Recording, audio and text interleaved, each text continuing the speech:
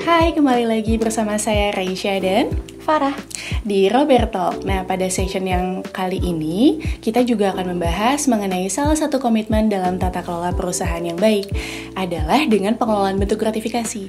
Nah, sebelum itu kita akan ngejelasin mengenai pengertian gratifikasi dulu ya. Jadi gratifikasi itu adalah tujuan untuk pemberian hadiah dalam arti luas, pemberian uang dan juga barang serta fasilitas lainnya, dan akan dilakukan analisa sejauh mana sih sebenarnya pemberian tersebut berhubungan dengan suatu jabatan dan keputusan akhir.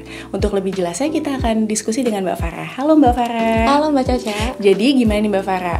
Beda gratifikasi dengan suap yang sering kita dengar tuh apa sih Mbak Farah? Oke, memang ini pertanyaan bagus sih Mbak. Banyak banget yang nggak bisa bedain mana suap dan mana gratifikasi. Pada dasarnya kalau misalnya suap itu adalah perjanjian antara kedua belah pihak. Ada yang menerima dan ada yang meminta.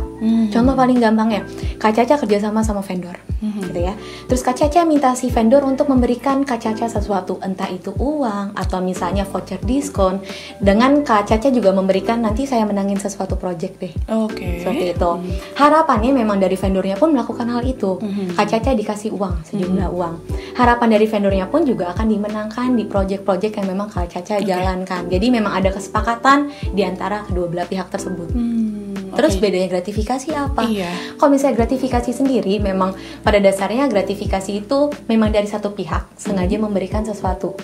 Tapi biasanya ada indikasi untuk merubah keputusan di akhir. Seperti itu, meskipun memang tidak ada pihak lainnya yang meminta. Caca pada dasarnya itu. Yang tadi dijelasin sama Mbak Farah nih. Jadi sebenarnya gratifikasi yang memang sering terjadi di masyarakat atau di perusahaan ya, itu sebenarnya apa-apa aja sih Mbak bentuknya? Paling common atau yang paling sering terjadi itu tuh biasanya gratifikasi atau hadiahnya pada yang diberikan pada saat lahiran. Hadiah lahiran, setelah itu pernikahan, hari raya, bahkan pada saat berduka pun kalau misalnya ada pemberian sejumlah uang yang melebihi batasnya bisa termasuk ke gratifikasi. Jadi kalau misalnya kita nih Mbak sebagai penerima, misalnya saya gitu, udah terlanjur nih kita nerima, sebenarnya yang harus kita lakukan tuh apa sih Mbak? Pada dasarnya kalau misalnya kita udah terlanjur nerima kan nggak enak nih kita balikin karena udah terlanjur, karena biasanya vendor memang mau mengucapkan terima kasih. Dan juga kan kita untuk relationnya lebih, ada engagement lebih bagus. Betul. Gitu ya. Nah, yang harus dilakukan apa? Pada dasarnya kita laporkan ke unit pengendali gratifikasi atau UPG, gitu ya. Nanti UPG ini yang akan menentukan di akhir apakah hadiah tersebut bisa kita terima atau tidak.